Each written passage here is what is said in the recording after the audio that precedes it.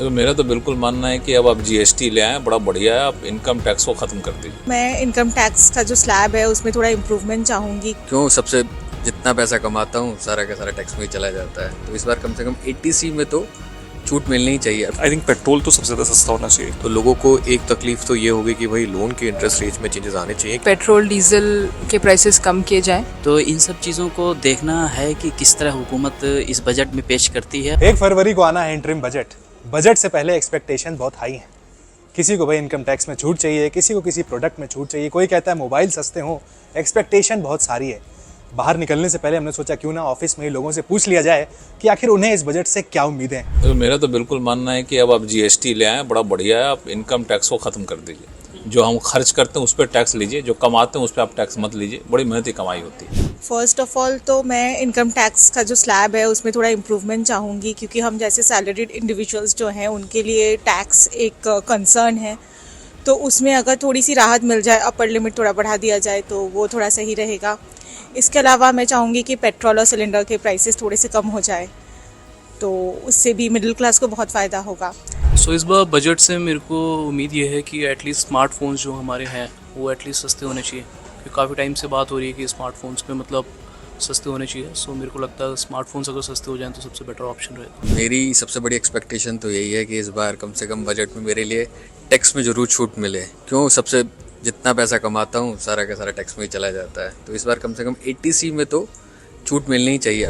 जी, जैसा कि आपको पता ही है कि ये अंतरिम बजट है, तो बहुत ज़्यादा उम्मीदें तो नहीं है, लेकिन पूर्ण बजट के लिए इससे संकेत होंगे। और जो उम्मीद है वो ये है कि खाने पीने की चीज़ें, जो कि युवाओं को आपको पता ही है खाने पीने में क्या पसंद है, उनके दाम थोड़े से कम हो। मेरे हिसाब से 80C सेक्शन 80C जो है, जो सैलरी वाले लोग हैं उनके लिए सेक्शन 80C का दायरा जो है वो अभी 1.5 लाख है, उससे बढ़ा दिया जाना चाहिए ताकि कुछ छूट मिल जाए। फिर इंश्योरेंस पे जीएसटी टैक्स हटा देना चाहिए मेरे हिसाब से। आई थिंक पेट्रोल तो सबसे ज़्यादा सस्ता होना चाहिए, क्योंकि हर घर में उसकी ज़रूरत है, हर इंडिविजुअल को उसकी ज़रूरत होती है और बहुत सारी डिपेंडेंसी है उसके ऊपर। ट्रांसपोर्टेशन बहुत बड़ा एलिमेंट है हर किसी की लाइफ में, तो पेट्रोल ज़रूर सस्ता होना चाहिए। बजट 2024 की मेन तो मैं लोन्स के बारे में बोलना चाहता हूँ। भले ही वो होम लोन हो या कार लोन्स हो, रेट ऑफ इंटरेस्ट की चेंज करना पड़ेगा। बिकॉज स्पेशली आज की दुनिया में जहाँ पे पेट्रोल डीजल के अलावा इलेक्ट्रिक व्हीकल्स आर बूमिंग और यहाँ पे सब्सिडीज़ ईच गवर्नमेंट की अलग अलग हो रही हैं, तो लोगों को एक तकलीफ़ तो ये होगी कि भाई लोन के इंटरेस्ट रेट्स में चेंजेस आने चाहिए, क्योंकि जब बाद में इनकम टैक्स की बात आती है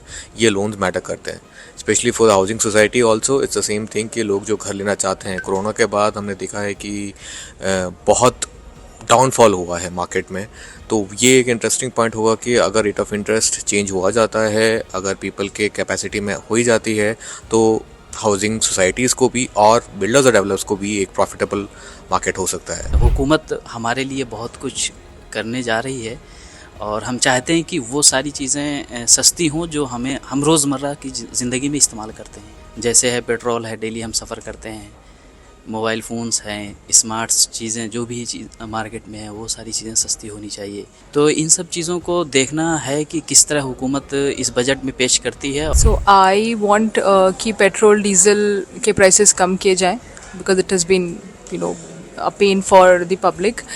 टैक्सेस के ऊपर एम्प्लॉयज़ के लिए, सर्विस पीपल के लिए टैक्सेस के ऊपर कुछ एग्जेम्पशन हो सके, हम उसका रेंज बढ़ाया जाता है कि हम ज़्यादा सेविंग्स कर पाए इस तरह से। एक्सपेक्टेशन है कि एक तो इनकम टैक्स स्लैब डेफिनेटली बढ़ना चाहिए। दूसरी चीज़ ये है कि फ्यूल वगैरह भी जैसे हमारे पास काफ़ी स्टोरेज हो गया, तो वो भी थोड़ा कम होना चाहिए। जो हमारा इथेनॉल फ्यूल के ऊपर बात हो रही है वो भी यूज़ में आएगा, तो वो भी कॉस्ट कम होगी। एज अ मिडिल क्लास मेरी भी वही उम्मीदें हैं कि टैक्स में मुझे रिबेट ज़्यादा मिले, ताकि मुझे अपने कैश इन हैंड ज़्यादा हो और मैं उसकी स्पेंडिंग फिर अपने मुताबिक कर सकूँ। तो मतलब रिबेट हमें मिल जानी चाहिए। ये एज अ मिडिल क्लास और एक एज अ नौकरी पेशा मेरी ये उम्मीदें हैं। बजट से बहुत सारी उम्मीदें, लेकिन ख़ास जो उम्मीद है वो रेलवे से उम्मीद है। रेलवे अगर कुछ आम जनता के लिए अगर ट्रेनों का परिचालन शुरू करे तो उससे फ़ायदा होगा। अभी अगर हम बात करें बिहार की, तो जो बिहार का रूट है उसमें अभी भी ट्रेनों की जो आवाजाही है उसमें लोगों को बहुत परेशानियों का सामना करना पड़ता है, क्योंकि वहाँ की पॉपुलेशन वैसी है जो या तो स्लीपर में या फिर थर्ड एसी में सफ़र करती है। मोबाइल फ़ोन से बात शुरू हुई थी, गैस सिलेंडर तक गई, पेट्रोल होते हुए इनकम टैक्स तक आ गई। बहुत सारी एक्सपेक्टेशन लोगों ने अपनी बता दी, अब देखते हैं किसकी एक्सपेक्टेशन किस हद तक पूरी होती है। 1 तारीख को बजट आएगा, तब तक आप भी तैयार हो जाइए, अगला रिएक्शन आपका होगा।